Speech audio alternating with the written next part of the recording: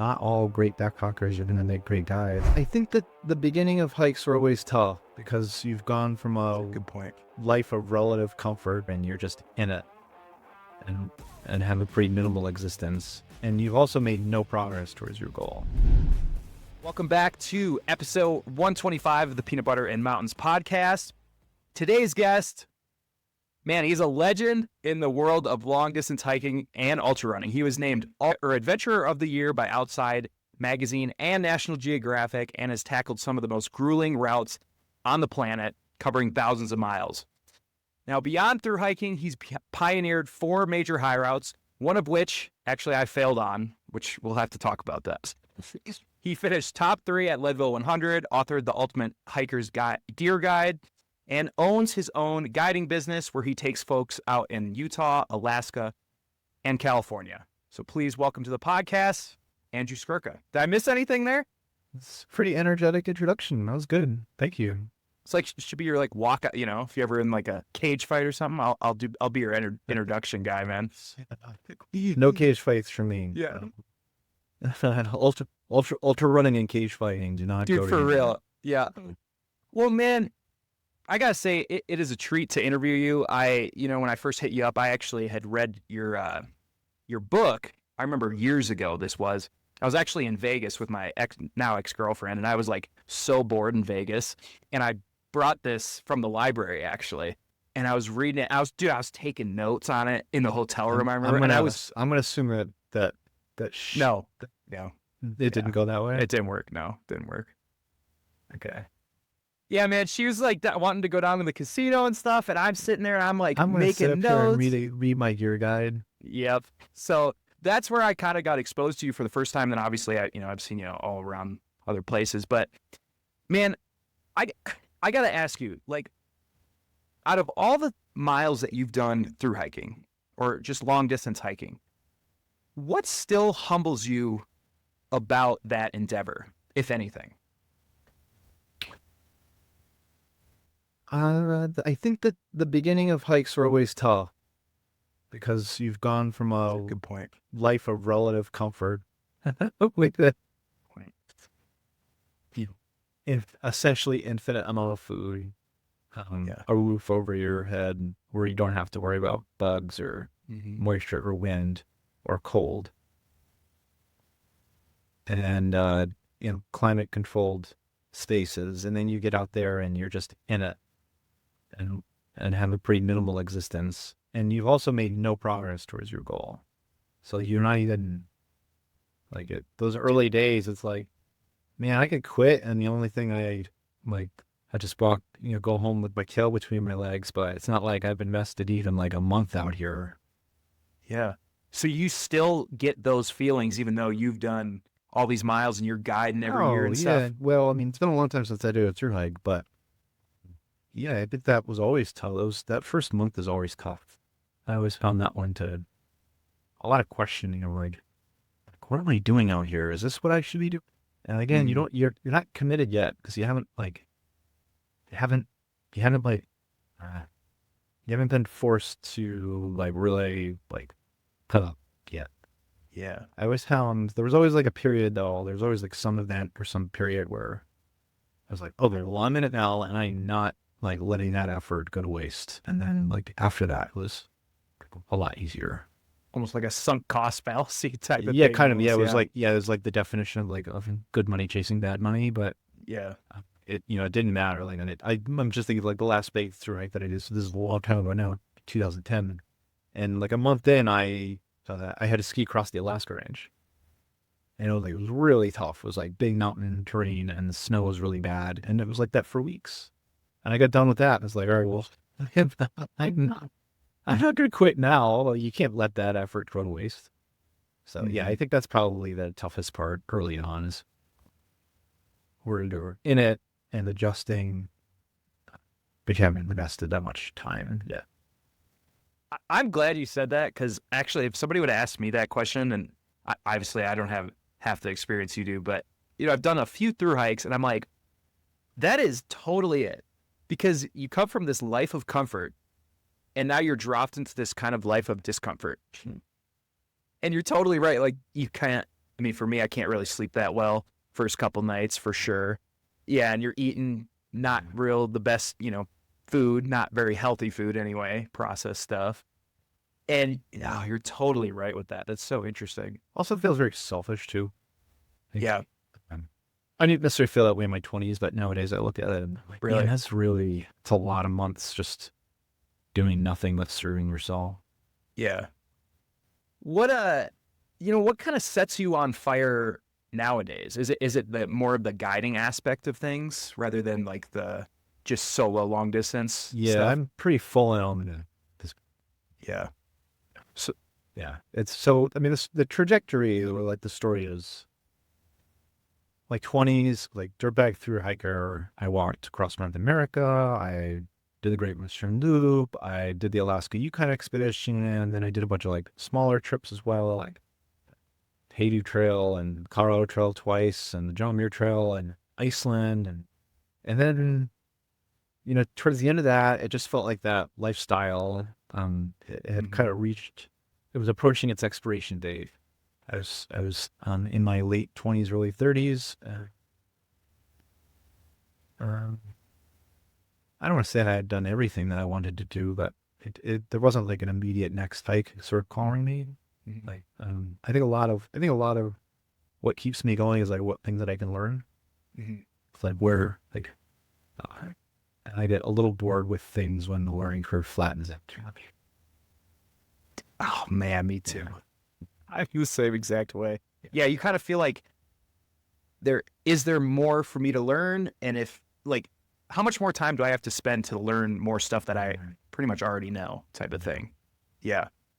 Yeah, and I mean, truth be told, so this is our 15th season guiding trips now. Like, Wow. under my own company, and yeah, like I'm kind of there with that learning curve, and it's like at this point I have 2 full-time employees, and I just hired my second, so it's sort of had one full-time employee for a couple of years, and I just hired a second. The big reason I hired that second full-time employee was because and finding the learning curve to be too flat, and I need to like shift work off of me, so it frees me up to do things that are interesting again. Like I know how to submit commercial permits to the Forest Service and Park Service, and I know how to operate my books in QuickBooks, and I know how QuickBooks. and like Yeah, there's a man. lot of things that I'm very good at. I know how to file like quarterly payroll taxes, and Wow. I know how to update pages in WordPress, and how to like post social posts in like Meta Business Manager. I got all that, but like Yeah.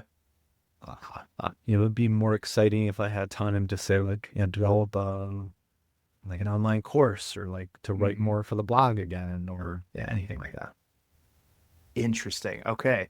So how does that guiding, like when you first, especially when you first got into it, because it was, especially relatively new, what did you find that, or how did it compare to, or I guess, how did it contrast to having a solo adventure?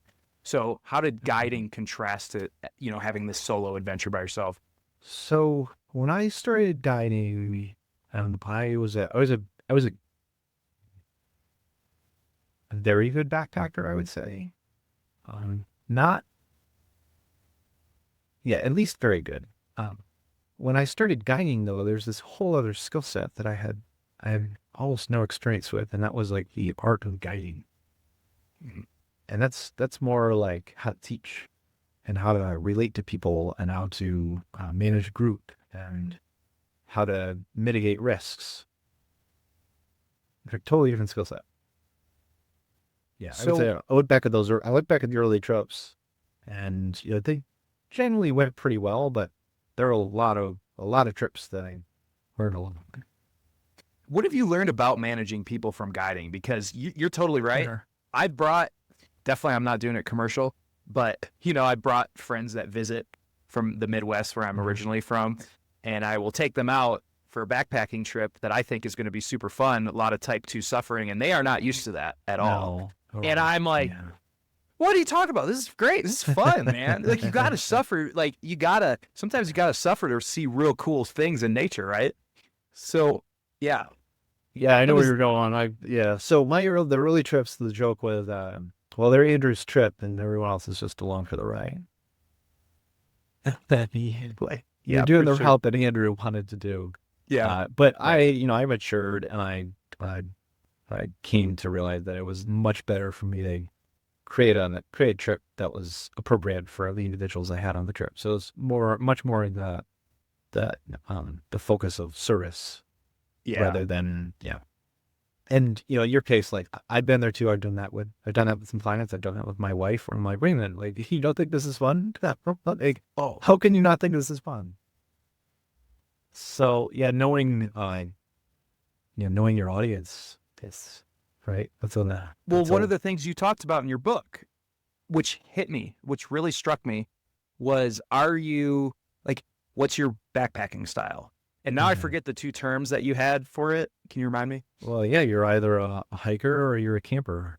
Hiker or a camper, man. Yeah. And my ex-girlfriend, the Vegas one, I would take her out. She was a camper. Yeah. And I was a hiker. Yeah. And it was, I'm like, you don't want to go more than 4 miles, dude? Incompatible. Yeah. Yeah. So, man, was it during guiding that you kind of made those two terms up or thought about them more?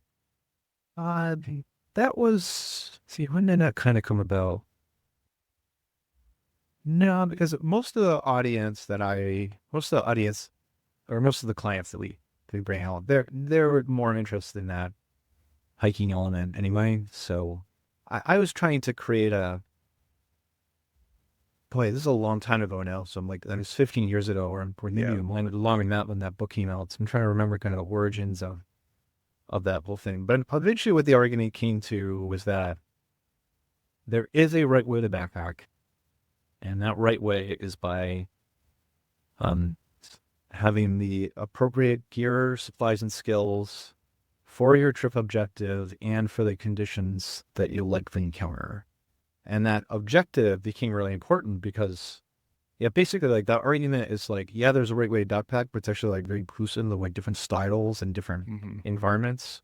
Because in the backpacking circles, you'll get people like, well, you're not ultralight. Your base weight is 11 pounds, and I'm like, but dude, like we're in like Alaska in July, like there are bugs and it has snowed on us and we had big rivers and like there are bears. So like,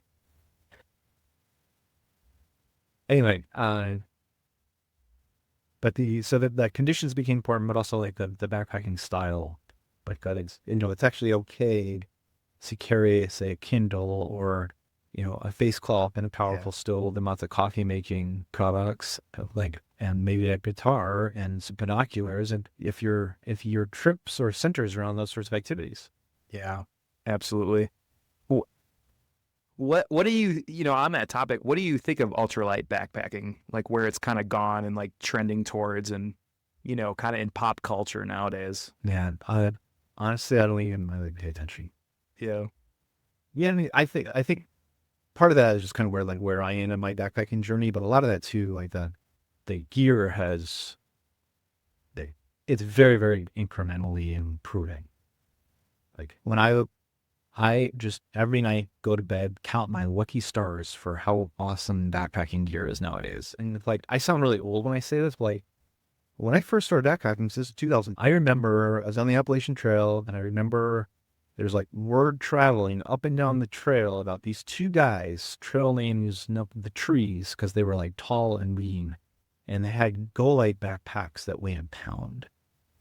Like people were like, I need to meet these guys. Like, no way, that is crazy. Yeah. Like it was, like talk, like the way that like you would hear about like a superhero being in your town, like you have to go meet them. Right.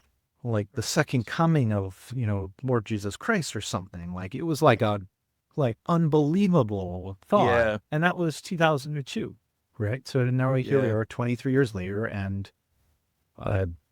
there are probably 20 backpacks on the market that weigh only a pound, and there are another 20 that weigh 2 to 2.5 pounds that I think are a better bet because they have a frame and they have side pockets and head belt pockets, and they're made out of durable materials, and they have enough volume for you to carry a week's worth of food, including a bear canister. So the gear's just gotten so much better. So much better. I think you used to use, or maybe you still do, ULA, like a ULA circuit and stuff yeah, like that. I've used ULA quite a bit. HMG, Seek Outside, Go Light. Trying to think. I mean, and then like periods here and there with like ospreys or I used to test out a lot more gear than I do nowadays. Yeah. Nowadays I kind of find something that works for me, and I can kind of use the whole season, and I don't look back. Yeah. Yeah, man, you actually got me on the ULA circuit, and it was great for especially like the John Muir Trail where I was Isn't it? going northbound on it, and I had a bear can, and I had 8.5 days of food in my. Yeah. That Yeah. was Yeah. freaking wild, man.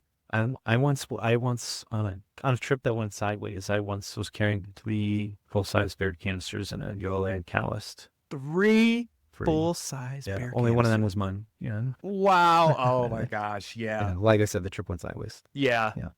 Well, so, you with your guiding business, you put a lot of effort into matching folks with the right trip, right? What is the most common mistake people make when assessing their own experience and or fitness level when they're trying to sign up for your trips? And one of them was, and I remember this actually, I just want to say this because I'm going to forget it if I don't. I remember in your book, you were talking about one of the things is like people kind of tap out around 2,000 feet of elevation gain. Is that something you said one time? Well, I mean, it depends on your fitness level. Some people will tap out around 2,000 vertical feet. Yeah. Yeah. But anyway, I thought I remember hearing that in that book one time, but yeah. So let's see. So the biggest mistake people make when they sign up for our trips, when they like apply for our trips, is just not being honest with their like fitness and experience. So we have a good system where we every year we review 500 applications or so. So we've seen a lot of them, and we know how to look through someone's information and place them on an appropriate trip. And by an appropriate trip, I mean a trip that is appropriate for their skill level, like whether they're a beginner or an intermediate or an advanced backpacker, but also what their fitness level is. And we have on our trips, we have 5 fitness levels: basic, moderate, medium, high, and ultra. And then even beyond that, we also do a little further tailoring based on technical comfort or technical spiciness. So do you like it mild, medium, or hot? And we kind of, by being able to group people according to their experience and their fitness and their technical comfort, it leads to a group that's going to travel a lot more. They're going to be more together, and it's going to be easier for the guide to manage, and there's going to be less frustrations at the front or the back. So yeah, the biggest mistake is someone thinking that they need to be some other type of backpacker than they really are.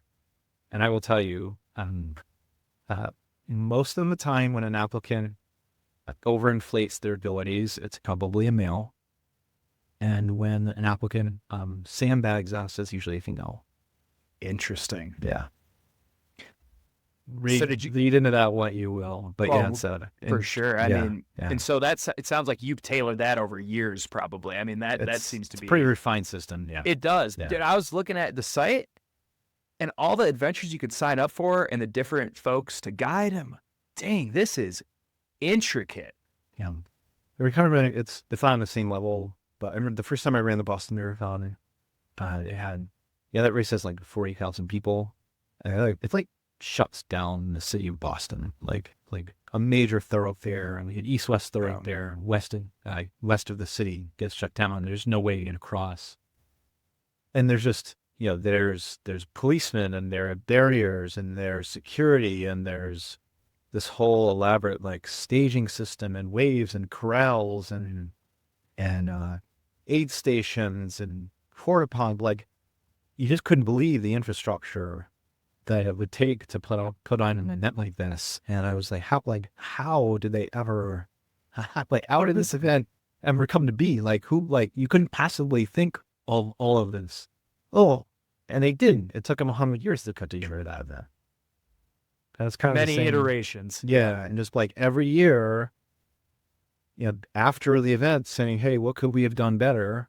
what do we need to do next year? And it's been like that way with the guided trip program too, where we, after every trip, after every location, after every season, we look back, we say, hey, what, like, how can we avoid the mistakes that we made this time? Or what did we do that could have been a little bit better? Completely just refining it every year. Dude, Always. I love that. Yep. I love that. Which makes sense is like your personality type from what I've seen and, just talking to you is like, you're very, you love to learn. So iteration is kind of like that type of thing, I'm pretty deliberate. Yeah. Intentional. So, with all these years, what makes a great guide different than a knowledgeable backpacker? Oh, it's such a good question. It's funny. I should just put together a job description for seeing, and we're hiring right now. We're looking for some additional, like 1 to 2 additional guides for the season. So I kind of had to think about, what are we looking for? And for us, there's an experience element where both with like your guiding experience, but also your personal backpacking experience. And then there's a fitness requirement.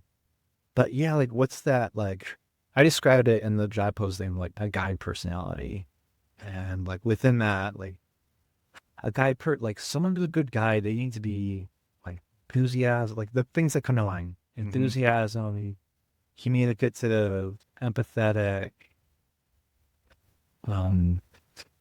caring, patient, service-minded. And there are others too, but those are kind of some of the big adjectives. And yeah, like definitely like not all great backpackers are going to make great guides. It took me a while to learn how to do it. Yeah. I was not great early on. Yeah. And do you feel like it was kind of because of like, kind of that, like, for me, it would be the kind of that selfish aspect of kind of doing your own type of stuff and putting your goals ahead of the, team's goals. Cause I totally identify that where you're like, it's Andrew's trip. You're just coming along. Yeah. Yeah. Yeah. It's very much you have to put on your like service cap.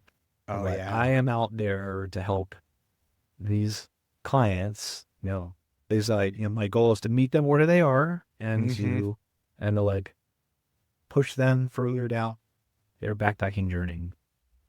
And I'm sure that's a total different reward that you get at the end of the day, than just doing it solo, because you can crush totally for all that type of stuff. But totally getting someone else to experience it for the first time is pretty special too. Yeah. Yeah. It's pretty, you would think at this point, so that, how many trips I've gotten, how much time I spent in the field, be like, well, yes, I really enjoy like the 7 and 11 day groups with advanced level backpackers and say the Brooks Range in Alaska. I'm like, this is great. Like that, I would hang out with these guys if they live locally, or men or women, they live locally, and this is my sort of group. But I still love taking out like the first time ever backpacker. Yeah. And they come back and after the first morning from their walk, and I'm like, how'd it go? And like it's still like their first kook outdoors. You're like, that's cool. Like, yeah. That's cool. Yeah. What is something that people assume about your style of adventure that might be far from the truth, do you feel like? You mean as far as the guided trips or the personal trips?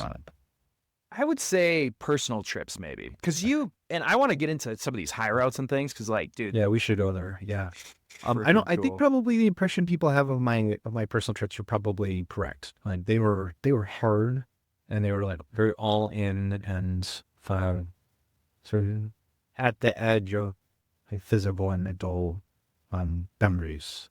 At least for me. Yeah, I mean, I still look back at like that Great Western Loop trip in 2007. A couple of people have done it since, but the idea of going, 6,875 miles in 7 months, averaging of 33 miles a day, like that is, I couldn't do. I don't think I could do it now at 43. Yeah, it's just so robotic and just so driven. Now, okay, so on the topic of high routes, I think creating these high routes is like one of the coolest things in the outdoor adventure world. Well, that makes two of us. Yeah, yeah, right. I know, because they're Yeah. not that popular, man. Like, well, I mean, I guess you probably know more than I do, but I mean, like, they're not as popular as like the PCT, AT, Oh, that no. type of stuff, right? No. But it's also because they're freaking challenging, man. Yeah. They Yeah, are challenging. they're not meant to. It's funny. We should talk about your failure on it because, I think uh, for a lot of hikers who try a high route, like they've never actually failed on a hiking trip before.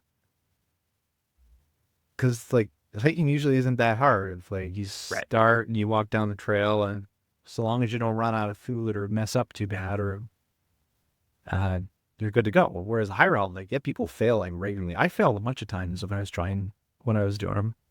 Yeah, it was like, whoa, these are things need to go right out here. Things need to go right. Yeah. No, you're absolutely right. And is that kind of what made you make the jump into kind of creating your own routes? Was, hey, I'm kind of sick of like just walking a trail and like eating and, setting up tent, just following this line type of thing? Why did so I got really into high routes because my life had changed. I no longer had 6 months to go out and do a through hike. So I was looking for an experience where it was like all awesome all the time. And because I want to You make didn't have the time. like every day count. Whereas a through hike, have you done a through hike? Yeah, I've done the JMT northbound Colorado Trail, Okay. Wonderland, some other small ones. So you know this enough then that like there are long sections of most long distance trails where it's like, this is pretty long. Like even on the John Muir Trail, and like I know this is gonna sound like heresy, but like there are long sections of the John Muir Trail that are very boring. Mm-hmm. Like so that like whole section, say like you come over Selden Pass and you drop down through those lakes and you drop down. Yeah. You've got the Bear Creek crossing. Yeah. That whole thing, like it goes on a ways where you just like at 8,000 feet in the Sierra. In the woods, yeah. And if you knew what was upstream of all of that, and you like you would blow your mind. Like be like, oh my God, like why is the JMT all the way down there? Yeah. Yeah. I'll like if I'm feeling kind of like elitist on my guided trips, I'll sometimes point out to my clients where the JMT is. And they're like, oh, but we're all the way up here. I'm like, yeah, we are. Yeah. Yeah. So yeah, just looking for something, that was like all awesome all the time, something that was really challenging. It was a good excuse to like get out in the field and do research, like, like field research, and then afterwards come back and like try to put together a product that other people they use. Man, first of all, I didn't know that the Fifner, how's it pronounced? The Fifner Traverse, yep. I didn't know that, dude, that's so close to me. It's super close, and it's really good. It's really good. I'm like, dang, dude, maybe I need to do that this year because, okay, so, going to my failure, we did the Wind River High Route. This is my version or Dixon? Yours. Okay. Your version. And our only high route experience before this was an Alpine Lakes high route in northern Washington, which, whatever, easy. Not bad. Anyway, so I buy your maps, and I buy the write-up with it too, right? Mm-hmm. I print it out, leave it in the car, of course, accidentally. Ooh. Yeah. But I had pictures on my phone of it. Okay. I had pictures of it on my phone, but like it, it was stored in the cloud at this point, so I was kind of like, it was kind of like grainy. Anyway, so that's like, kind of how everything started, like, right? It was in the cache on your phone. Oh yeah, super dude, green. Yeah. Sucked. I'm like trying to put together. I'm understanding every third word. So we start there at is it Papoja? I always get this wrong. Yeah, Bruce there, Ridge. man. Mm-hmm. Oh, we get up to Wind River Peak and we're post hole into our chest in What July. time of year was this? It was July. Yeah, It didn't even end in July. I think it was middle. Yeah. Okay. Yeah, it could happen. I mean, I mean, there's a reason why the Wind River Range still has the biggest contents of glaciers out, like besides Mount Rainier. Right. Yeah, it's a long winter. So, we get up to Wind River. By that time, I'm altitude sick, and I'm like, oh my God. And now we have to descend down that gully. And I remember reading in the thing, that this was like one of the looser, worst gullies that you're going to have to descend. And oh, yeah, it was. Yeah. Yeah, it was. Yeah. Well, if you cursed my name during that experience, you wouldn't be the first person or the last to come like, fuck you, Skurka.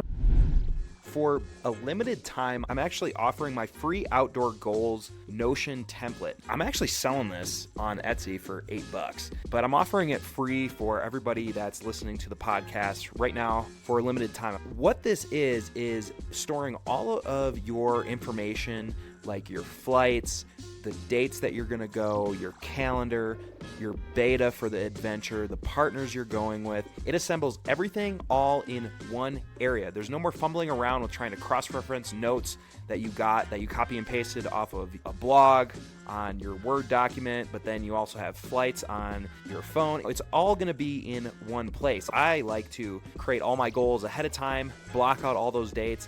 I know when I'm going to be going. I know what the goal is.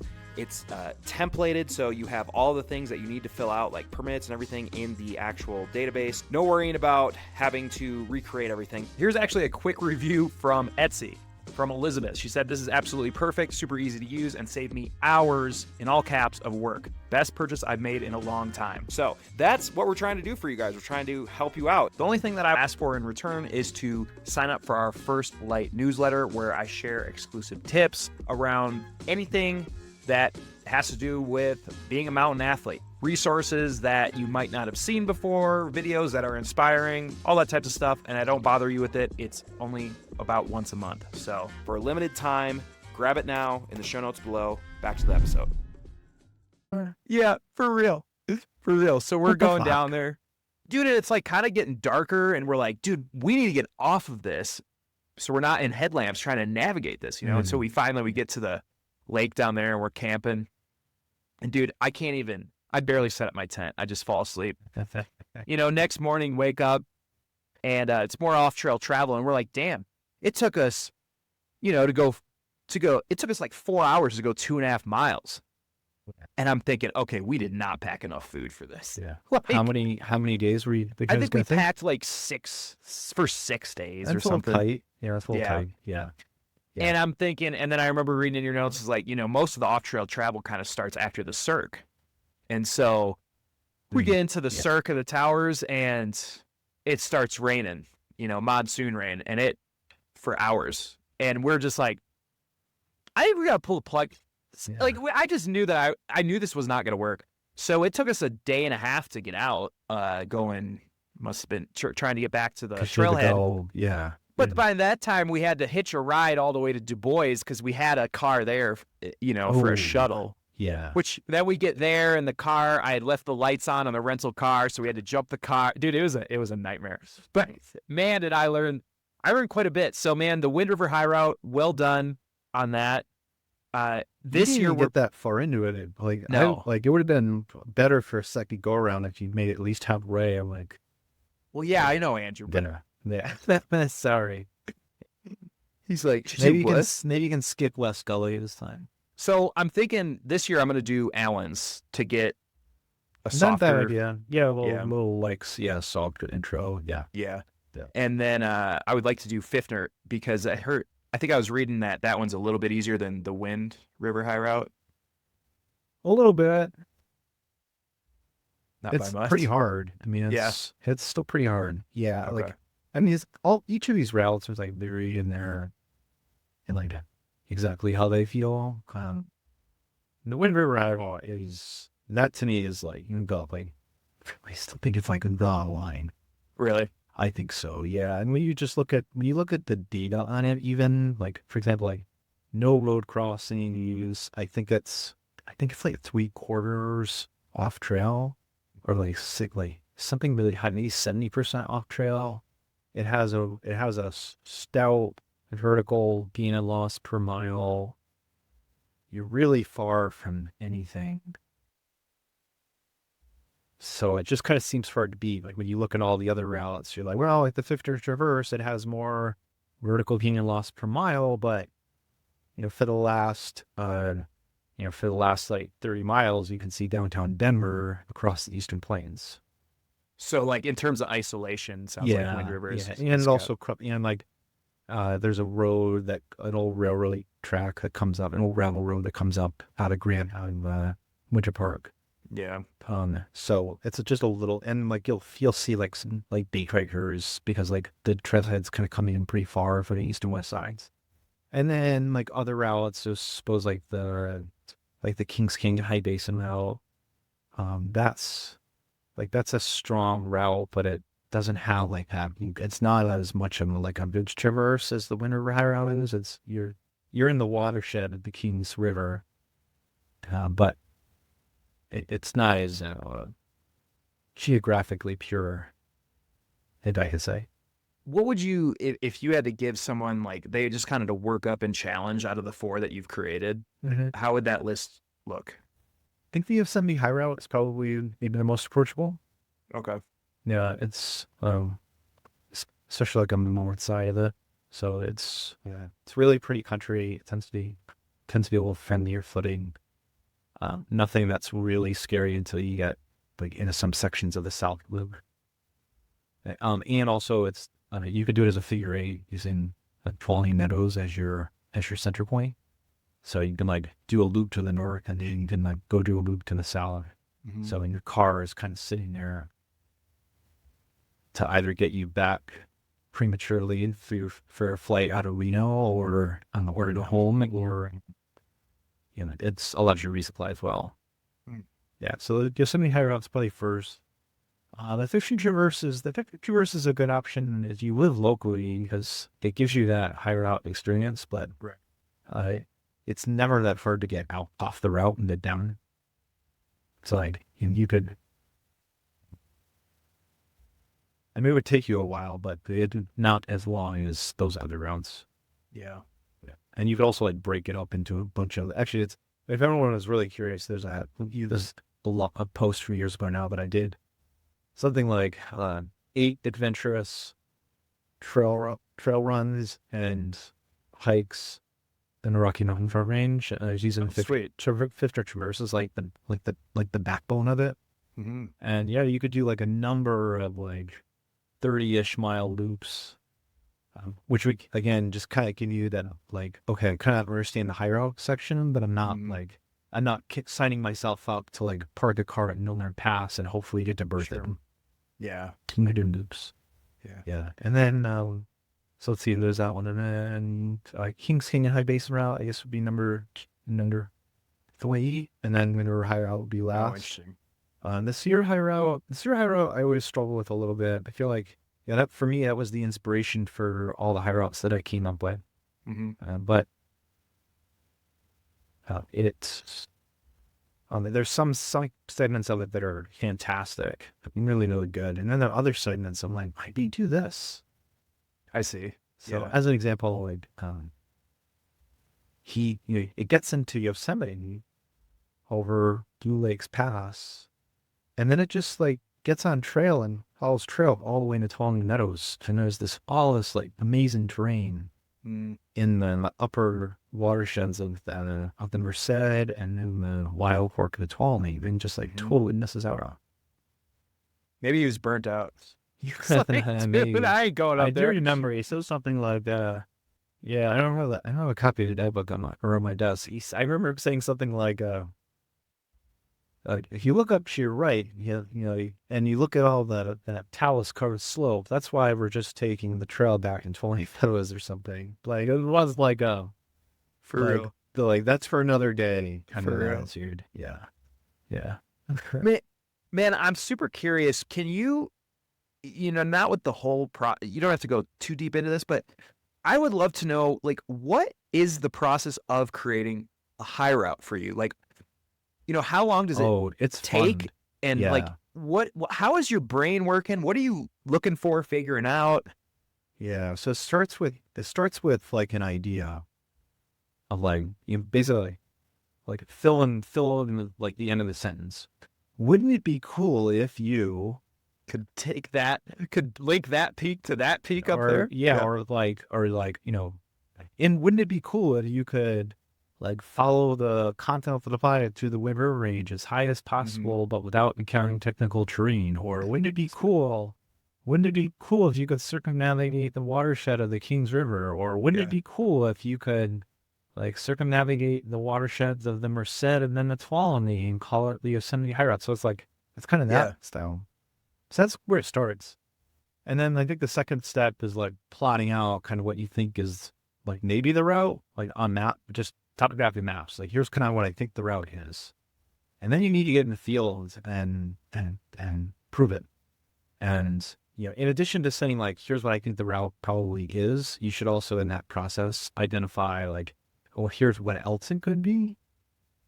And then you need to go out there and you need to do all those segments, you know, do all of them. You do them forward, you do them backward, you do your overnight trips, you do them as a through hike, because they all kind of like go react differently sometimes. Like I remember a good example on the Thitker Traverse. There's as you're coming out of Rocky Mountain, and there's one option that you could follow the Continental Divide pretty closely, like across the border into the Indian Peaks Wilderness. And on the map, it's like, well, that's the highest route. You can like stay right on the divide and look. You can like link this. You know, you could like climb up there and you might walk along and you look down on the St. Vrain glaciers, and then you would like come out over this. You follow this big wide ridge line at like 12.5, and like that looks like the route. And I did that, and I'm like, well, like it just feels like you're up high on like a moonscape, and then that big ridge at 12.5, you're just walking on lumpy grass and you can't really see anything because the ridge is too wide. And then on that same trip I did to like get back to my car, took like a lower like pass and valley route. And I was like, oh, like this is the route. I'm like, this has like wildflowers and lakes. And it's like, and then like little pockets of trees to camp in. And this path was really exciting. It was like way better, even though it was lower. So just kind of being creative and taking what it gives you, essentially. Yeah. And another story I can think of. So, the Kings Canyon High Basin route, I had stitched that together over the course of a bunch of guided trips where I was like doing segments with like various groups. And then like when I came up with the route originally, I kind of just like stitched together what I remembered as being like the best options. But then I did it as a through hike. And there's just like this one section where it just gets too much, where you're just like, this is so fucking hard. Like, it's too much. Me on the Wind River High Road. Yeah, it was just too much. So as a through hike, it's just too much. Yeah. So like in my like official like recommendations, it was like, well, like if you go this way, you'll get extra credit. but this is kind of what I recommend as a through hiker. It's good to say that. Yeah. Yeah. That's what I was going to ask you. Like, you know, with the Fifner Traverse, you live fairly close to there, but with the other ones, how are you, you know, you got to spend massive amount of time, like you said, hike forward, backward, up, down. How are you doing that? Like, are you just base camping somewhere? No. So I would, so the Fifner was like a little bit easy. So I was able to do it as like a combination of like overnights and some trail runs, some very long trail runs and some guided trips. And then I finished it off with a yo-yo, like that went from Berthoud to Milner, and then turned it at Milner. I managed to hitchhike down into Grand Lake and got myself a cheeseburger, and then finished all the way back up to Milner. And then like went back down to Berthoud. So that was that with the Wind River High Route. It took me, I was up there at least, I done basically like the whole route, years ago, in like 2008, and then came back to it years later in like the middle 2010s, and like had done it twice, failed both times. And then I went again and did it as a yo-yo. So I felt like I got a pretty good feel for that by the time I was done. Kings Canyon High Basin route, I had stitched that together with a bunch of guided trips, and then went and did the whole thing as a through hike. Yosemite High Route, same thing. Did some guided trips on it, and then did it as a through hike. Yeah, so it's and thankfully, you know, when I'm solo, I can go crush. Yeah, yeah, Like for sure. I can really throw it down and do and get and get a lot of the route done in a pretty short period of time. Yeah, absolutely. Oh, man. Well, we're getting close to time with this. I want to be cognizant of your time. Did have a couple hunting questions for you before we wrap up. Shoot away. Yeah, there you go. Pun intended. So is this what, so you kind of have this high route adventure. Obviously, it's off trail. I've met a lot of backpackers that will not step 1 foot off trail. They're terrified of it. Yeah. And so, in the process of the high routes and kind of going off trail, is that what kind of propelled you into hunting in a way? Because a lot of hunting can be like that too, adventurous style of being, you're not alpine ridge walking all the time, but you're going off trail quite a bit. Or what was it originally that drew you into elk hunting? When I first got into hunting, I was mostly interested in, there were a couple of things. One was just closing the food chain, by like sort of knowing where my food came from. So that was part of it. I also, it was thinking it might be a way to like expand my skill set or like expand my outdoor season. Because it's like, you're not going to go backpacking in these areas in October. Like, It's just kind of sucks. It's stormy, it's cold, it's wet, it's dark. So like, there needs to be like something else to do a trip at that time of year. So those are like the two big things that got me going. And then the approach was seemed pretty obvious to me. It's like, well, like I'm a backpacker, like, and there's like, it looks like some other like guys who are primarily hunters are trying to basically do a backpacking trip with either like a bow or a rifle. I mean, I could try to do that too. Like that would seem obvious. Mm-hmm. So that's how I first got into it. And like most of hunting was pretty easy. So it's kind of like backpacking where it's pretty easy to select your hunting equipment because there are lots of good online resources and the gear is really good. It's pretty easy to learn how to shoot because you can just go to a shooting range, right? Throw down. It's pretty easy to learn. It's intimidating, but it's pretty easy to learn how to field dress an animal because they're good YouTube videos. It's tedious, but surmountable to learn the whole like permitting process of like tags and quotas and that kind of thing. Seasons, rest. The hardest part of hunting is hunting. It's like these animals don't want you to get them. Right. So like if hunting was easy, they would just call it shooting. Right. But so that was the hard part to learn as someone who got into hunting late in life or later in life. And it was a skill set that I just had not developed at all. Like basically figuring out where the animals would be, and when, and what they would be doing, and what they would be wanting, and where they would be moving to. Like all of that I just didn't know. Yeah, it's almost like, because with backpacking and these things, like you can kind of influence the outcome a lot of times, right? By the effort you put in or the preparation you put in.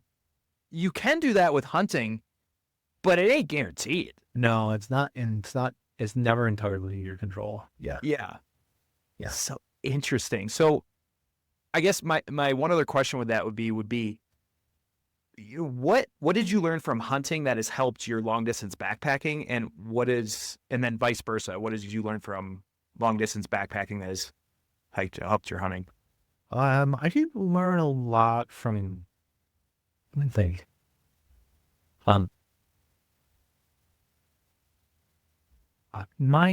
It does not work well to just approach a hunting trip from a pure backpacking perspective. So specifically, or in a hunting context, you spend a lot more time just sitting around looking through your binoculars, like hours. By the way, how did that work for you, being someone that's like kind of a go? Because that's me. I'm like go guy. Oh yeah, it was like the worst part. Yeah, like I am like the least patient glasser. Right. It was like just yeah. Like, I remember early on, like I'm like, I get up to like, we'd get to top over, get to some place where we could see, and we'd be up there for like 5 minutes. I'm like, well, I don't see anything. So like, let's go down in the woods and see if we can like, For real, yeah. like, chase one out. Let's look. Yeah, I was not very good at it. But anyway, but you spend like just hours and hours glassing. So it doesn't work well. Like just a normal backpacking setup doesn't work because you don't have the clothing, like the warmth of clothing to just sit like in some Great call. exposed place, like getting like hammered by whatever weather is coming in and like just staying comfortable, or like, oh my God. I mean, there's some mornings I remember sitting like on the edges of meadows, just literally watching frost like grow on the grass. Of like watching frost grow on my rifle. Right. And like this, I'm like, I'm miserable. Like I can't feel my toes. I can't feel my fingers. Like I would rather be doing anything with mostly I just rather walk. So yeah, it was another thing too that like, the conditions, at least in Colorado, so like hunting season in Colorado, or rifle season in Colorado, it starts in like middle October. Like by that time of year, like the nights are consistently below zero. It's getting like stormy, like winter stormy in the mountains. So moisture becomes a big problem. Like just, it gets in your sleeping bag, it gets in your your shelter. Moisture accumulates in your shoes, like, just, you name it. And it's really tough to backpack in those conditions because like, I could probably do it as a backpacking trip. Maybe like, okay, I'm just going to keep on moving. Like, I know that my stuff is wet, but like, if I just kind of keep on moving, I can stay warm, and maybe I can like dry my clothing out if I keep moving. But with hunting, you can't. So like having a base camp to go back to was huge. That was like, took us a couple of years to learn that. But then like, there's one year we were just going walloped by like 2 consecutive storms in a row, and we had to retreat. I remember like we're sitting in a restaurant. I don't know the name of the town. It's like way up in like northwestern Colorado. I'm sitting in like a Mexican restaurant with my buddy Noel. And I'm like, Noel, like, I don't want to go back out there. Like, all my shit is soaked. And he's like, I think I know how to do this. We're gonna go back up there. We're gonna set up my Sportsman's Warehouse teepee tent, and I brought my Mr. Buddy propane stove, and we're gonna set that thing up. We're gonna torch them, babies. We're gonna dry out, and we're gonna sleep well tonight, and tomorrow we're gonna go back out. And I was like, all right, I'm going to try that. Yeah, it made a big difference. Oh, that's good. That's good stuff. Yeah, man. Hunting is it's definitely a different challenge, man. It's a different. I think you said it real well. You have to have a different set of equipment because you're not, the times that you're gonna be moving, you got to cover ground. But the times that you're just sitting there waiting to find something to move towards you got to bring a pad to sit on. Yep. You got to bring a big down puffy or something. You got to bring gloves, thick gloves, Yeah, all of that. Yeah, and like, once you see something, it's just they'll move fast. And if you put something down, like you could be pretty far out. And like, I couldn't. The first time we put something down, I just remember like, what an epic effort that was to get that thing out of there. Oh my God! I'm like, when I had done the map beforehand, like, I was like, oh, like, yeah, that sounds like it could be pretty tough. But then to actually do it to like, a 5-mile one-way trip with 2,000 vertical feet of vein and moss, like, it was Herculean. Yeah, dude. I had like 70 pounds to like 2 trips, 70 pounds, like. Right. Yeah. Yeah. I just remember like shuffling, like up the hill, like a rest break every step. I'm like, this is hard. Like, no wonder why like Hunter is like, you just share the meat equally among all the people that you hunted with, because like whoever manages to shoot it, it's like the easiest thing that you can do. Like that is so like the work starts after. Absolutely. Yeah. Awesome, man. Well, my last question for you before we wrap this up is, okay, if you had to go on your last adventure, okay, knowing it would be your final one, okay, what would it be and why? It's funny, I've been contemplating it a lot recently. I'm pretty enthralled by the books in Alaska. It's like from a trekking perspective, it's like the greatest, the trekker's paradise because it has. It's like that's not quite the way to say it. It's the greatest wilderness trekking that I've seen. So it has like so I will emphasize that you can just hike. Like there are a lot of parts of Alaska where if you don't have a pack rocks, you're not going very far. And also like if the vegetation is manageable. So like on the north side, there's basically just like some brush, but that's it. And there's also some tussocks, but there's usually a way to minimize those. And then on the south side, there are caribou trails that run through a lot of the forests. So it's really good walk. So you don't need a raft and you can walk. And then this wilderness, oh man, like that entire mountain range, it's at 1,000 miles long. It starts basically at the Canadian border, goes all the way to the coast.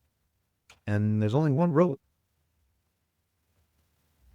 So it's actually also in the United States, it's the western side is home to the furthest distance from any from the road. I believe the distance is something like 110 miles.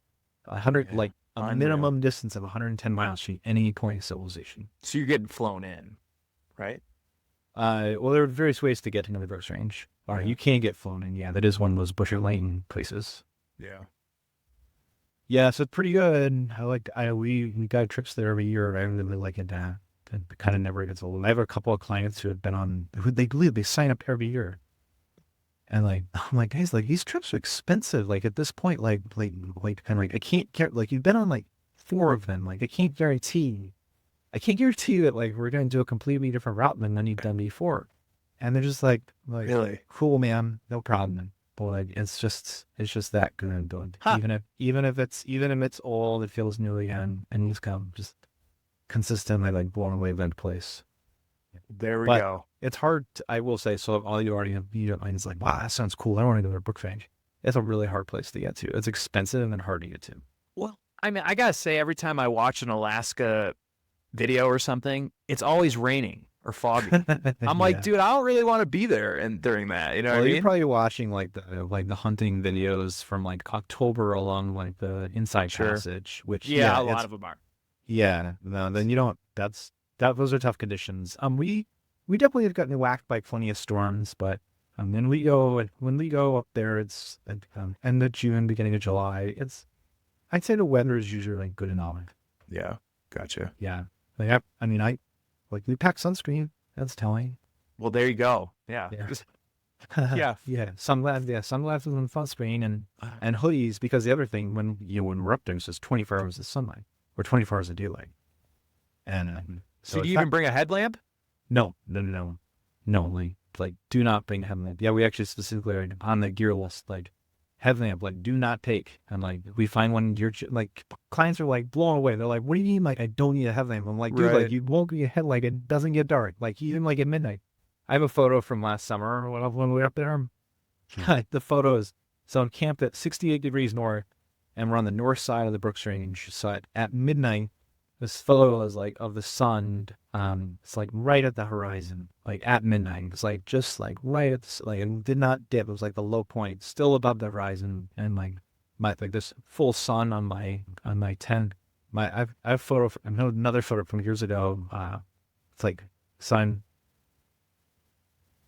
So it's two. Sorry, this photo is looking down like from like my point of view, and in my underwear, I have my watch, which reads like 2 a.m.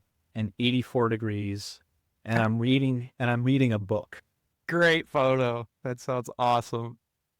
Yeah, which is just like some of the craziness that you get there. Well, awesome. Well, that is Andrew Skurka, everyone. Where can people find you? Where would you like to direct them to? They search for my first and last name. The last name is spelled Skurka, and pretty easy to find. It's a good name for SEL. Yeah, for sure. Yeah. So, well, thank you so much for coming on, man. And everybody listening, subscribe on YouTube and 5-star on Spotify. Thank you.